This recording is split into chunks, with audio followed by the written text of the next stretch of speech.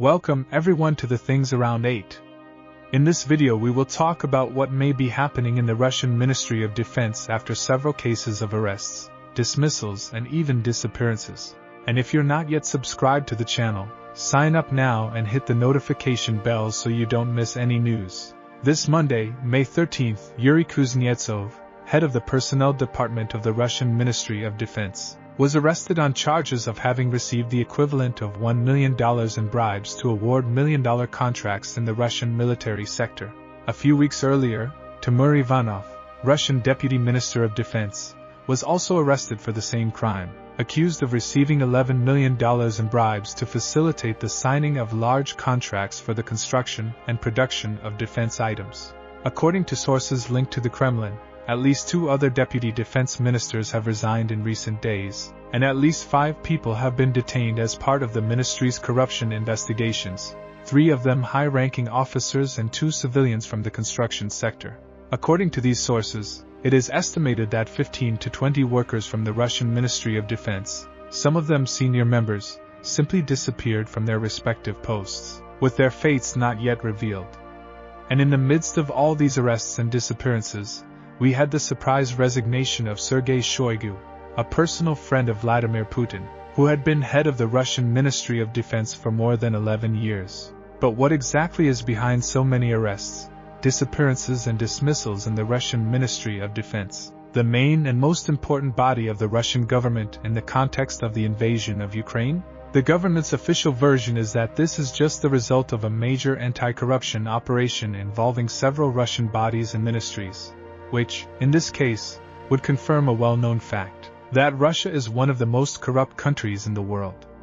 Ranked number 141 out of 180 in the Global Corruption Perception Index. Just in terms of comparison, Ukraine is ranked number 104. But in addition to the official version of the Russian government, there is a lot of speculation, with the main one involving an alleged purge carried out by Vladimir Putin.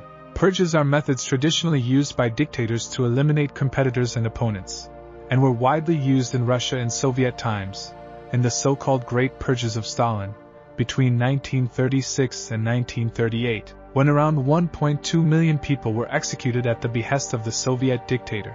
Purges were also and continue to be widely used in China, with the last one taking place in 2023 and 2024. And which involved the disappearance of dozens of military officers and top members of the Communist Party, with emphasis on the former Chinese Defense Minister, Li Xiangfu, who simply disappeared in August 2023. The only reference China made to Li Xiangfu was the official announcement of his resignation in December last year, but he was never seen again. Others missing in the Chinese purges were former ministers Xiao Jiaqing, of Industry, and Kim Gang, of Foreign Affairs, who disappeared in June 2023 and were never seen again.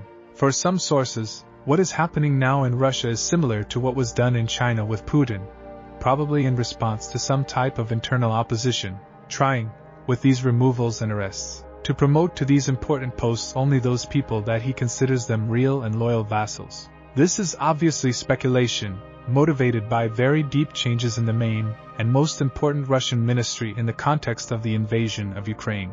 Changes, which are important to highlight, are being made at one of the most critical moments of this invasion, with Russia trying to make advances and consolidate new gains in Ukraine, while the long-awaited North American aid does not arrive. And this is today's video. Thank you very much for watching the video. And now I invite you to hit the like button and subscribe to the channel so we'll see you more often, and so you'll be up to date with everything that's happening.